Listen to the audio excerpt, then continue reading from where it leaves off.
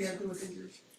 Pretty good. We got some guys that'll work through the week, with, anyway, I think all the guys that are kind of listed the other day will work through the week and see where they end up. Osai going to practice today? No. Okay. What's the likelihood that he's able to go this week? I'm not going to roll him out today. Obviously, you have a lot of mouths to feed on offense. I think Chase Brown's averaging like 17 and some change touches a game. Is there a sweet spot for him, you think, touch-wise, or is it just varies because it varies? It varies because it varies. It varies because how the team's playing us, so whatever personnel we got on the field, he gets really good matchups. So there's a lot of times we make him win the progression because if he gets the matchup, take it. And there's times where it's the coverage, so the coverage didn't dictate it, and we move on quickly. But I don't look at it as how many carries a game did he get. I think Pitch does a really good job of driving, like, let's make sure we got X amount of ways that can get all of our playmakers the ball. Doesn't mean it's going to happen that way during the game, but making sure that we have opportunities for all those guys. How much has he expanded his route tree from training camp to this year even? Rookie training camp, you said? Yeah. Expanded, certainly. You don't always get the opportunity to use it a million different ways, but just flexing out and running the route he ran the other day for the touchdown's good. He does that out of the backfield a lot, where he's got the choice to go 3 different directions that way. That one's more of a prescribed outbreaker. But we've had him on a lot of things. Again, the coverage doesn't always take us there, but we have a lot of trust that he can run a lot of different routes and be a good matchup winner for us. Have you enjoyed seeing the changeup of 2 running backs on the field at the same time? What that's done for you guys? Yeah, we're trying to find as many ways to, again, that has a lot to do with our confidence in Samaje and different ways to use Chase and put him in space. Try to make people have to cover us a lot of different ways. What makes Samaje so effective when he's been in the game and y'all have called his number? He's really physical, really smart runner. So he knows where the creases are and how to get that extra 2, 3, 4 yards. Tremendous in protection, obviously. Has a great knack and feel for Joe in the passing game, particularly on checkdowns and things like that, of understanding where to be and when. So just as an all-around player, he brings significant value to our team. When you look at Arizona, what they do well, what kind of jumps out on tape? They're going to try to stress you some different ways on defense that's unique from some teams you play against.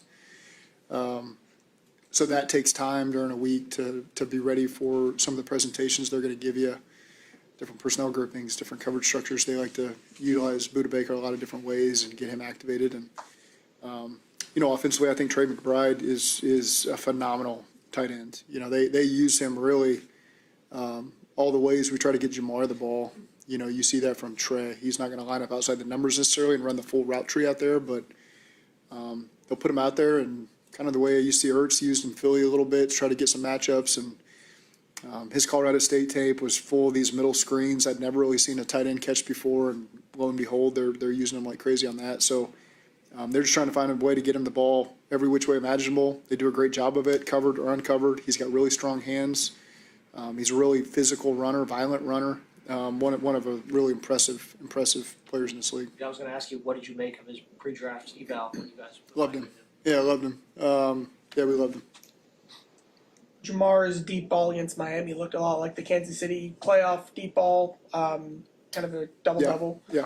How important is it when teams throw double-double at you guys to kind of now and then beat it anyway with Jamar? Yeah, you have to, because you can't just let a team take away your star players. And so, I mean, our coaching staff has put a lot of work into that, whether it's Pitch, Troy, or Scotty, Brad, all the different areas that we hone in on to defeat the coverage structures they're going to give us. And sometimes that's just Joe making an adjustment, he and Jamar being on the same page, and Joe with a subtle, audible at the last second hand signal. A lot of times things that we've discussed, a lot of times Joe's got a great awareness of what the coverage is going to be, and he and Jamar are in tune with it. T's the same way. We see the same stuff from T, so T's always ready for it as well. But then to go make that play on a third down, that was a big play for us. The concussions on T, have y'all adjusted the practice schedule for him at all? Is there anything different out of protocol now that y'all do anything with him? No. I mean, we don't. I mean, in theory, we're not contact in practice, especially with our receivers, so it doesn't really change anything. You talked a little bit about Jalen Davis the other day, and if you look at his transaction history, it's lengthy of wave, sign to a practice squad. What's his perseverance Oh, I mean, same guy, everything you wanted a guy to be that we've preached in our locker room, same guy every day. You know when he walks in the building what you're going to get from JD. You're going to get tremendous energy, good vibes guy, great sense of humor, person that everybody likes being around. He's going to work. He's got a knack for making plays, great communicator, really high football IQ. You know, so just all the things you'd draw up in a player, and I'm sure it's frustrating for him. You know, I've had a lot of training camp final cut days, you know, where, hey, JD, here we are again, you know, and we know we can count on you on the practice squad, and if there's an elevation, we know we can get you up here and do it. And so for him just to make the most of the opportunity, you're really happy for him to get that opportunity because he deserves it. He's worked hard for it. Just a great human, great player. One of those glue guys in the locker room that you got to have because he makes everybody around you happier, better. Just really, really happy for him. Have teams ever threatened to take him off the practice squad? Has that happened? Probably better off staying away from that. I don't even know what my answer is, but. Good. Packed house. Thank you. Yep. Thanks for the Jay. Merry Christmas.